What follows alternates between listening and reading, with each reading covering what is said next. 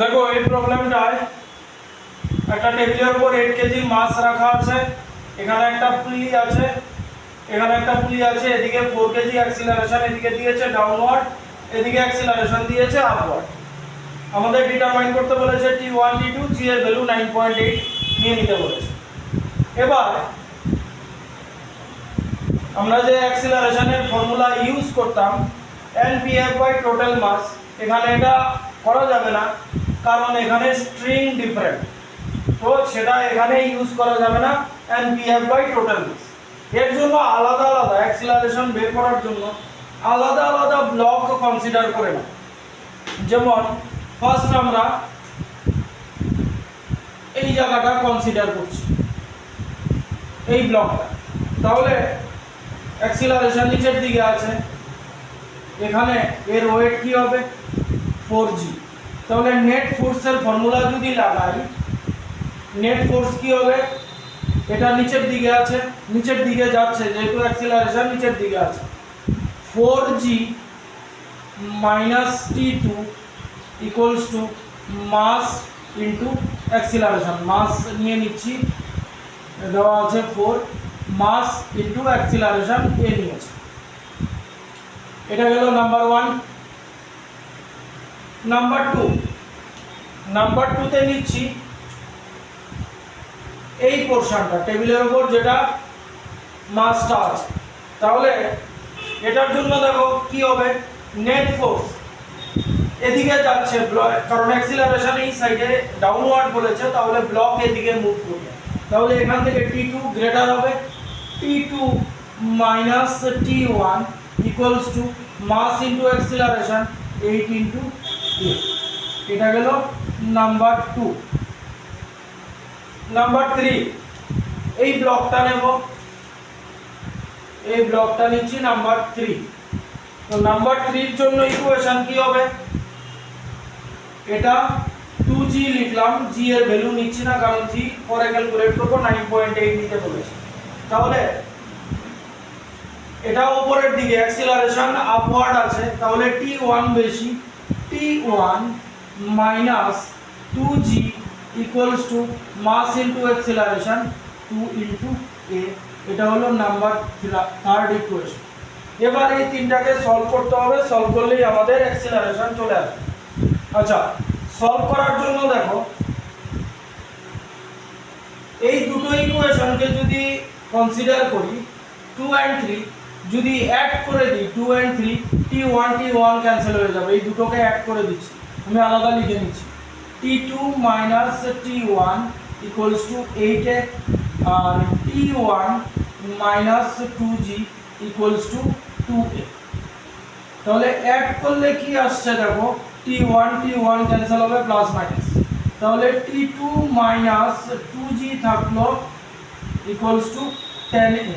এখান থেকে T2 এর ভ্যালু পেয়ে যাও, T2 হচ্ছে 10a প্লাস 2g। এই ভ্যালুটা এখানে পুট করে দেব। তাহলে দেখো ইকুয়েশন শুধু থাকবে a আর g দিয়ে, g অলরেডি জানি, তাহলে a আমরা বের করে নিতে পারবো।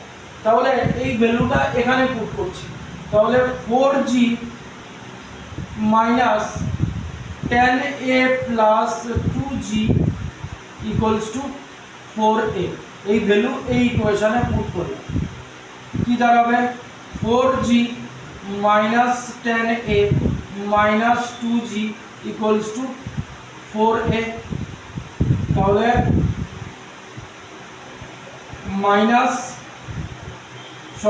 আচ্ছা 4g মাইনাস 2g হবে, আর এটা এদিকে গেলে 14a হয়ে যাবে। তাহলে আমাদের লাগবে অ্যাক্সিলারেশন, অ্যাক্সিলারেশন হবে 2g/14। g এর ভ্যালু গিভেন আছে, g এর ভ্যালু হচ্ছে 9.8/14। 2 দিয়ে কাটো 7, 7 দিয়ে কাটো 1.4। তাহলে অ্যাক্সিলারেশন আমাদের চলে এলো 1.4 metre per second square. Acceleration পেয়ে গেলাম। এবার বের করতে হবে T1 and T2। দেখো এই জায়গাটা মুছে দিচ্ছি, এটা যেটা ক্যালকুলেশন করেছিলাম এই জায়গাটা সরিয়ে দিচ্ছি। আচ্ছা, এবার অলরেডি অ্যাক্সিলারেশন পেয়ে গেছি, আমাদের টেনশন বের করতে হবে। এটার মধ্যে যদি অ্যাক্সিলারেশনের ভ্যালু বসিয়ে দিই আমাদের t1 বেরিয়ে যাবে।